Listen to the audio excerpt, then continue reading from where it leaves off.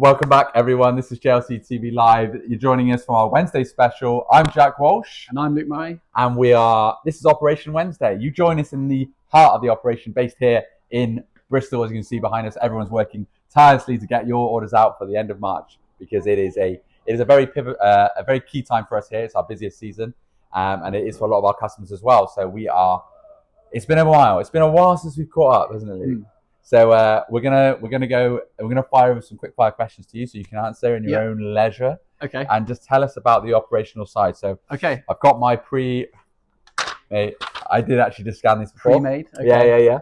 So from an operations point of view, yeah, hit me up with these answers then. Can you outline the key risks facing our operations and measures we have in place to mitigate them? I would say the key risks would be something that would completely stop the operation. So like a supplier issue, or one of our systems, say, going down. Mm-hmm. So supplier issues, obviously our main supplier is in China. Touch wood, we've never had an issue with that. Obviously some of the relationships with the West, with China haven't been like great in past years. So obviously we've had to kind of look. So outside influence. Yeah, outside influence. That's never obviously affected what we do with China. Yeah. But it's something to be prepared for. For every eventuality, if there was something wrong with our Chinese supplier, we would need to know that we've got backups. Yeah. Look at the pandemic. Yeah, look at the pandemic, for example. Obviously, we couldn't get out to China to visit suppliers during the pandemic. Couldn't get anything in. And yeah, so that would be a big one. So anything that would affect our supply chain. I said it a little bit more like closer to home. Anything issues with systems. So say like DocuWire processing system actually went down again today. It seems to always be when we're on the live or doing a video. Yeah. But that's all right. Yeah. It's coming from the heart now. Yeah, it's coming from the heart. It stops things for like a couple of hours, but say like a big cyber attack of some kind, that would be really detrimental to JLC. Like attacking, like say like Microsoft Teams, like Microsoft sometimes goes down. Yeah. Or if someone infiltrated the systems and there was some kind of bug on our systems. Yeah. They're probably the biggest issues I would say we could think of off the top of my head, that would cause an issue with the operation. And I said a lot of those things are out of our control, so we have to just make sure that our backup plans, so we've got other suppliers potentially if anything ever went wrong with our relationship with China, and then also in terms of like systems, for example, that we've got all our files backed up, so when say a cyber attack did happen, we could pick up from where we were, and we've got all our data still saved. So that's what we could do to mitigate it. Yeah. I guess we've got some other suppliers that we deal with as well that I know we're speaking to outside of that territory. Yeah. So we're speaking with others as well, and I guess we're all up to date in our security from an IT point of view. That's it. Yeah, we have something called Cyber Essentials. Yeah. Which is we pay our IT company outside of JLC Office Tech. We pay them to deal with that for us, and they just make sure we're compliant. And they work together with us to make sure that like things like GDPR, all the cyber essential information we adhere to, and we're watertight with that. Nice.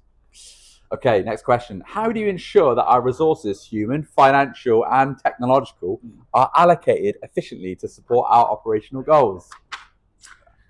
So I think it's all to do with you've got to just look at the numbers to see like where we're growing. So for me personally, in my ops director role, I'm constantly looking at numbers that we're doing, and then also tying that in with actual performance. So how many customer complaints, how many customer interactions we get in. So judging by how many orders we actually do and then the interactions with that's a good feel for what we need to invest in. So say for example we do 200 orders a day at the moment.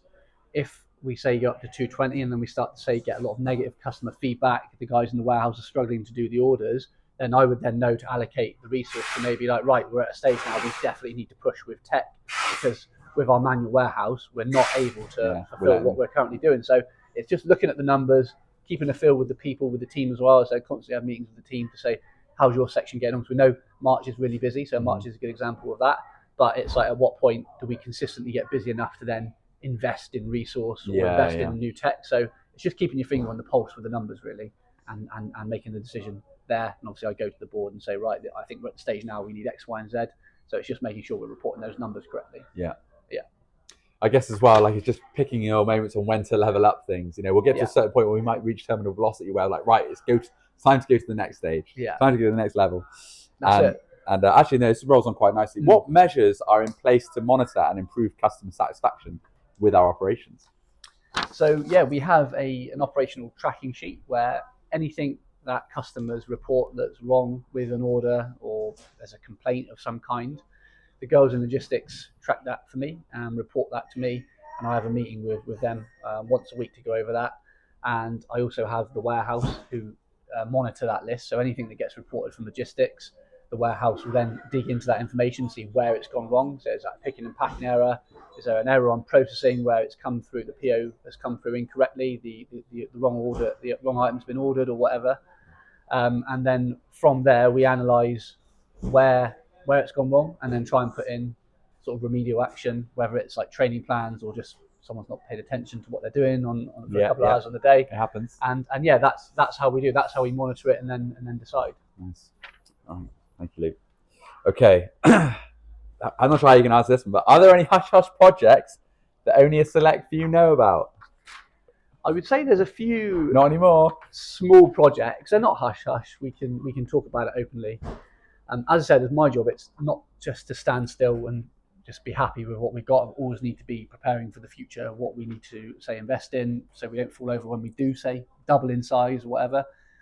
James is very clear that we want to become this £100 million turnover business, and we're all on board with that. So for me, it's not just thinking, right, we're at this stage now. It's like, right, what do I need to do for the operation to get us to that level? What do I need from my people? What do I need from my systems? So in terms of hush-hush projects, it's looking at systems at the moment. There's a couple of things I can talk about that we've looked into. So me and Owen specifically have looked into a PIM system, which is Product Inventory Management System.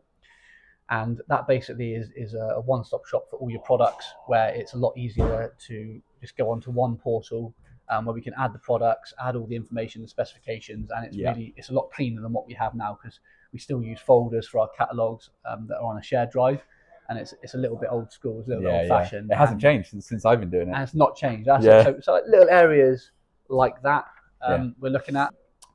On a scale of 1 to 10, how prepared do you feel for the office move? Is there anything you can see causing problems?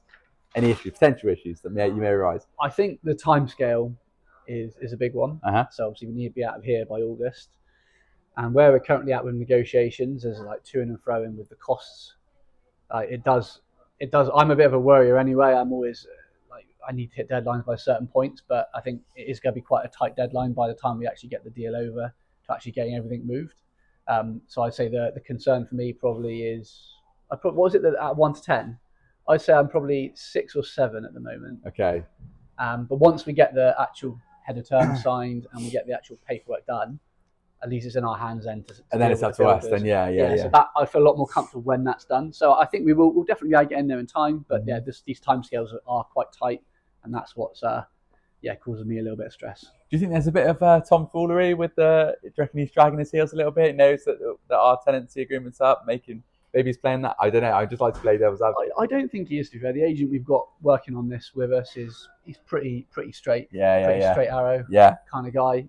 And I think he's okay. And as I said, the agent is just the middleman at the end of the day. So he's trying to obviously get the deal done for both parties, but the landlord is the one that ultimately has the final say on costs, etc., and the timescale that they want things done. So that's where we're at with that. Nice. But it's a big thing that's looming in the background. That is, I mean, and it's a big move, isn't it? I mean, it's like our entire operation is upping and moving, and there isn't a bigger stress actually for you. But I couldn't think of one, to be honest, because I mean, your area is the operations and make sure the runnings of it is run smoothly. I can think of no other biggest disruption than upping and moving and making sure everything is done and everything's done correctly. It is a stress, but like I said, you look calm, you look cool. You can't let it get to you. And I said, we will be planned. Like, with me, it will be planned. Like, there's no more we can do than plan it. There'll be some things that we will get blindsided by. You can plan it to death, but overall, I'm confident that we will execute our plan, and in the main, it'll be a good move. Nice. And we have to do it at some point anyway. So great. Yeah, you've got to do it. It's one of those things of growth, isn't it? Great. That's my job. Cool. All right. Wow. On that bombshell, We'll leave it there. Do you know what? Every time I speak to you, Luke, I always learn a little bit more from an operations side. And That's good. It is a pleasure. It's really good. It's really good, insightful. So thank you. All right, guys. Well, look, that's been Operation Wednesday. Thank you so much for joining us. We'll see you Wednesday for. It's going to be both. Friday. Sorry. It's both. I got excited. Is it a raffle and? Yes, it's raffle. Both, yeah, raffle and Star of the Week, guys. We'll see you Friday. Stay safe. Have a good afternoon.